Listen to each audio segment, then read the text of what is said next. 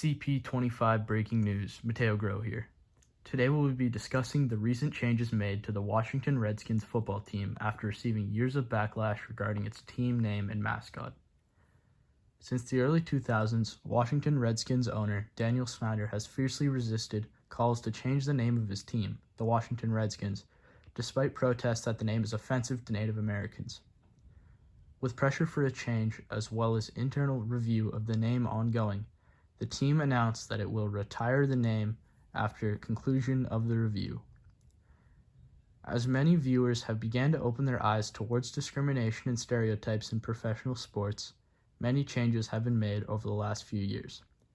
As the rebranding of the Washington Redskins being one of the biggest business decisions made, the backlash received by the organization regarding its distasteful branding lost millions in revenue as well as many frequent viewers. In July of 2020, amidst the removal of many names and images as part of the George Floyd protests, a group of investors worth over $620 billion wrote letters to the team's major sponsors such as Nike, FedEx, and PepsiCo, encouraging pressure on the Redskins to change their name.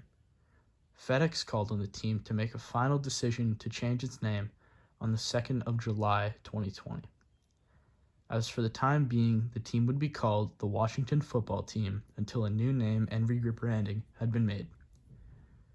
We sent an interviewer from the news station out to Akoke, Maryland, in the deep woods to interview Billy Red Wing Tyak, an 80-year-old man who is the chief of the Piscataway Indian tribe, to see what his opinion was on the current issue. He said, "The name is racist. That's what you got to understand.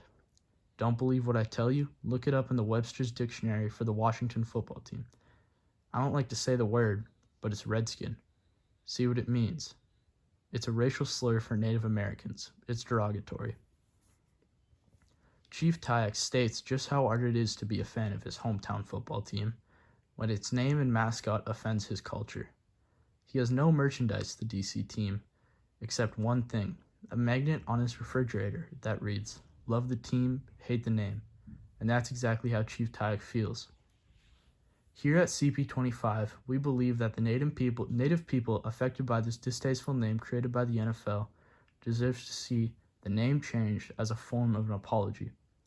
This ethical issue has gone against the organization's morals as an inclusive team, and the NFL is hoping to gain the respect and forgiveness of who they have offended. As the team played their most recent game this weekend, reporters of the CP25 News wanted an opinion of non-Native Americans fans regarding the new rebranding, and the responses of fans may surprise you. Today, I wanted to come here and talk to some real Redskins fans to find out if they think the name is offensive and how they would react if the name was changed. So you live in D.C. your whole life? Yes, sir. You're a lifelong Washington Redskins fan? I am. What do you think, name change, yes or no? No. Should they keep the name? Keep the name. All Absolutely keep the name. No, absolutely not. No. No. What about you? No. Why not? Absolutely not. They done had it all these years, no controversy. Then all of a sudden it's a big issue. Why? My family's actually almost full-blooded Native American, and it would be heartbreaking for us to have the name changed. They're not offended by it at all? Absolutely not. Do you think there are any circumstances under which Daniel Snyder would ever change the name? He better not. I hope they don't. Well, how upset will you be if they end up changing their name? I'll still be a Redskins fan, Okay. but I'll be upset. Although we can see Washington fans are more lenient to keep its name, team owners as well as players believe that rebranding to a more inclusive name is the best moral decision for the team.